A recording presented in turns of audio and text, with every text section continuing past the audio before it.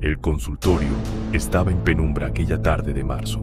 El doctor Emiliano Robledo, psicólogo forense con 18 años de experiencia en casos criminales, observaba al hombre sentado frente a él con una mezcla de curiosidad profesional y cautela instintiva. Ricardo Salinas, 42 años, ingeniero civil, llegó a terapia porque llevaba 3 meses sin dormir. Las pesadillas lo despertaban cada noche con la misma secuencia: una escalera, un sonido metálico y una voz que susurraba algo que no lograba entender.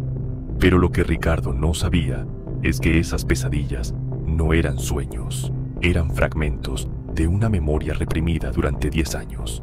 Una memoria que contenía la verdad sobre la muerte de su esposa, Mónica Vargas. En marzo de 2013, Mónica Vargas murió al caer por las escaleras de su casa en Cuernavaca. Tenía 34 años. La investigación policial concluyó rápidamente: accidente doméstico. Ricardo estaba en su oficina cuando ocurrió. Coartada perfecta.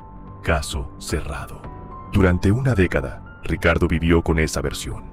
Se volvió a casar, tuvo una hija, construyó una vida nueva. Pero en enero de 2023, algo comenzó a fracturarse en su mente. Las pesadillas llegaron sin aviso. Siempre la misma secuencia: escalera de madera, sonido metálico agudo, una voz femenina susurrando algo imperceptible. Despertaba sudando, con el corazón acelerado, incapaz de volver a dormir. Su nueva esposa le recomendó terapia. Ricardo aceptó, creyendo que era estrés laboral. No imaginaba que esas sesiones lo llevarían a confesar un crimen que su propia mente había ocultado por una década. El doctor Emiliano Robledo no es un terapeuta convencional. Es psicólogo forense especializado en memoria traumática y amnesia disociativa. Ha trabajado en 14 casos donde la memoria reprimida era la pieza clave de la investigación. Su método no busca recuperar recuerdos activamente, busca detectar disonancias narrativas, contradicciones microscópicas entre lo que el paciente cree recordar y lo que su lenguaje corporal, vocabulario y reacciones fisiológicas revelan. Cuando Ricardo entró a su consultorio aquella tarde, Robledo notó algo inmediato: el nivel de control en su postura. No era nerviosismo, era contención excesiva, como si cada músculo estuviera vigilando no revelar algo. Las pesadillas comenzaron hace 3 meses, dijo Ricardo con voz monótona. Siempre la misma imagen: escalera, un sonido metálico y una voz. Robledo tomó nota, no del contenido, del tono. Ricardo hablaba de las pesadillas en tercera persona, como si le ocurrieran a otra persona. Primera señal. El doctor Robledo utilizó la técnica de recuperación de memoria por disonancias narrativas. Este método se basa en un principio psicológico validado. Cuando una persona reprime un recuerdo traumático, el cerebro no borra la memoria, la desconecta. La información sigue almacenada en la corteza prefrontal y la amígdala, pero el hipocampo bloquea el acceso consciente. Sin embargo, el cuerpo recuerda, y esos recuerdos corporales crean disonancias narrativas, contradicciones entre lo que la persona dice conscientemente y lo que su lenguaje no verbal revela. La técnica tiene 3 fases. Fase 1. Mapeo de narrativa base. El psicólogo pide al paciente que narre el evento traumático tal como lo recuerda conscientemente. No interrumpe, solo observa, busca. Pausas cognitivas prolongadas. Más de 800 milisegundos antes de responder. Verbos en voz pasiva. Se cayó versus la empujé. Omisión sistemática de emociones propias. Descripciones en tercera persona. Ricardo narró el día de la muerte de Mónica con precisión mecánica. Salí a la oficina a las 8. Mónica se quedó en casa. A las 11 recibí la llamada. Había tenido un accidente. Cayó por las escaleras. Robledo anotó: 0 emociones. Verbos pasivos. Había tenido un accidente en vez de tuvo un accidente.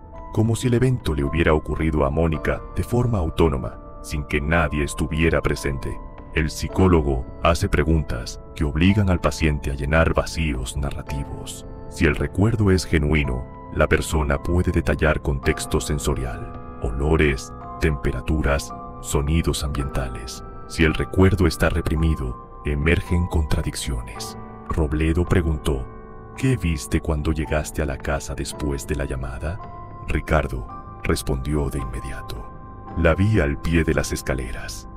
Robledo detectó la primera disonancia. Ricardo había dicho que estaba en la oficina cuando ocurrió el accidente, pero describió la escena como si hubiera estado presente. ¿Cómo supiste que estaba al pie de las escaleras si estabas en la oficina?, preguntó Robledo con tono neutro. Ricardo parpadeó. Confusión visible. Me lo dijeron los paramédicos.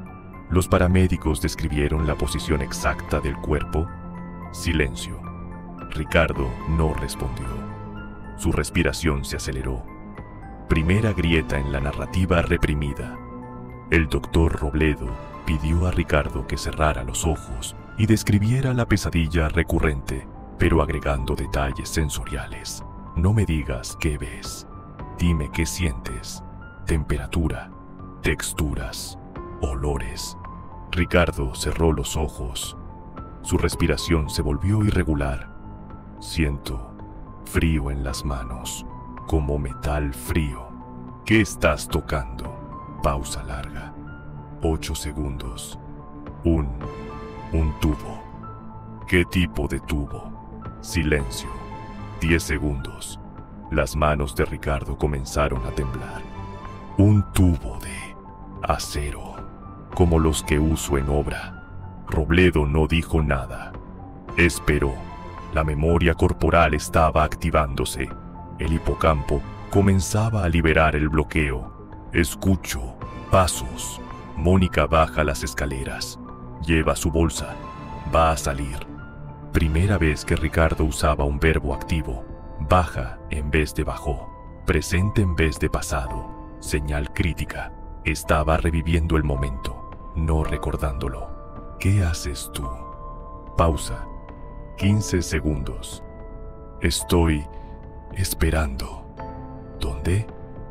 Detrás de la puerta del baño, junto a las escaleras. El consultorio quedó en silencio absoluto. Ricardo acababa de revelar que estaba en casa, no en la oficina. ¿Qué técnica psicológica te pareció más reveladora hasta ahora? Coméntalo abajo. Suscríbete para descubrir cómo la psicología forense hace justicia cada semana. Robledo mantuvo el tono neutro. Cualquier cambio de inflexión podría romper el proceso de recuperación. ¿Qué haces cuando Mónica baja? Respiración acelerada. Sudor visible en la frente de Ricardo. Salgo. Con el tubo. Y entonces, 25 segundos de silencio. Ricardo abrió los ojos. Estaban llenos de lágrimas. Yo estaba ahí. La memoria acababa de reconectarse. 10 años de represión se fracturaron en ese instante. Ricardo comenzó a llorar de forma convulsiva. No eran lágrimas de tristeza, eran lágrimas de reconocimiento. Su mente acababa de revelarle una verdad que había mantenido oculta por una década completa. El doctor Robledo esperó. Sabía que la verbalización completa vendría en las siguientes sesiones. El proceso de recuperación de memoria traumática no es instantáneo. El cerebro revela la verdad por capas, protegiendo a la psique de un colapso completo. Durante las siguientes 4 sesiones, Ricardo reconstruyó la secuencia completa. Había descubierto que Mónica planeaba dejarlo. Encontró mensajes en su teléfono, una maleta escondida, boletos de avión. Esa mañana, fingió ir a la oficina. Se quedó escondido en el baño del segundo piso. Esperó a que ella bajara las escaleras con su bolsa. Salió con un tubo de acero de obra. La golpeó en la nuca. Una vez, Mónica cayó por las escaleras. El tubo rodó y cayó también, creando el sonido metálico que ahora aparecía en sus pesadillas. Después, limpió el tubo y lo llevó a obra. Llamó a la oficina y pidió que registraran su llegada a las 8 de la mañana. Su asistente, sin saberlo, le dio una coartada. 10 años después, su cerebro ya no podía sostener la represión. Las pesadillas eran intentos de su psique de revelar la verdad. ¿Habrías detectado estas contradicciones en el testimonio? Escribe en los comentarios qué señal te habría alertado. El doctor Robledo enfrentó un dilema ético y legal. Como psicólogo forense, tenía obligación de reportar confesiones de crímenes no prescritos, pero también tenía deber de confidencialidad con su paciente. La ley mexicana establece que la confidencialidad terapeuta-paciente se rompe en casos de 1. Riesgo inminente para terceros. 2. Abuso de menores. 3. Confesión de crimen con evidencia verificable. Ricardo había confesado un homicidio. Había detalles verificables: el tubo de acero, la coartada fabricada, la posición del cuerpo que solo él podría conocer si estuvo presente. Robledo tomó la decisión.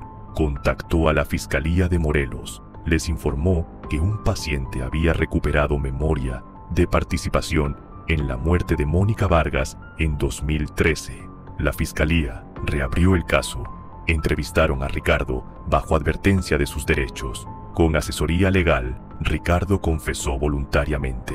Los investigadores encontraron evidencia adicional que había sido ignorada en 2013. Mónica tenía una fractura en la nuca que no coincidía con caída por escaleras. El registro de entrada de Ricardo a su oficina ese día fue a las 8:47 de la mañana, no a las 8 de la mañana como él afirmaba. Su asistente recordó que ese día llegó nervioso y con las manos sucias. El análisis forense del cráneo de Mónica, exhumado, reveló patrón de impacto con objeto cilíndrico de 5 centímetros de diámetro, exactamente el diámetro de los tubos de acero que Ricardo usaba en obra.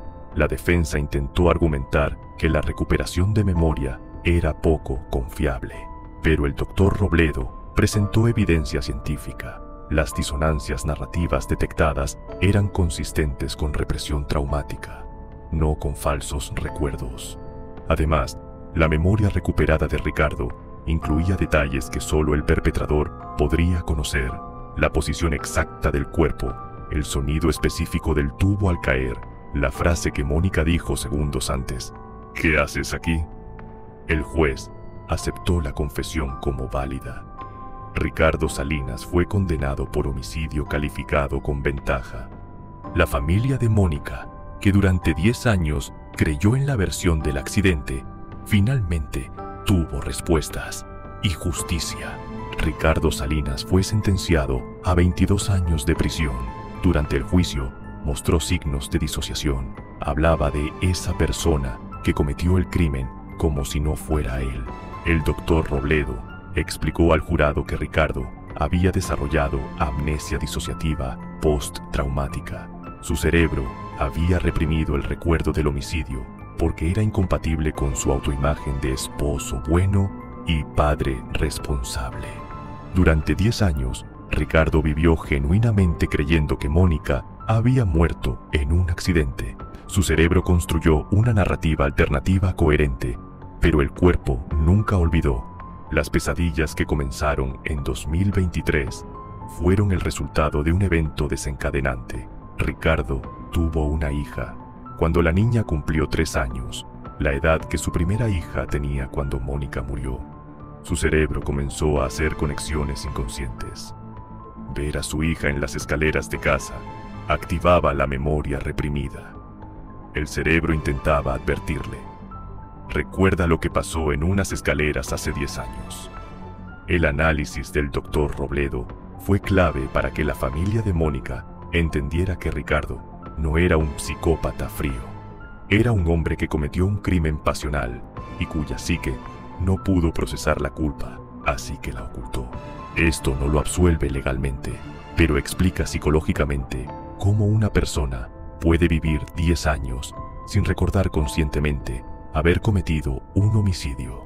La justicia llegó gracias a la técnica de recuperación de memoria por disonancias narrativas, un método que reveló la verdad que ni siquiera el criminal recordaba. ¿Conoces otro caso donde la psicología sirvió la justicia? Compártelo en los comentarios.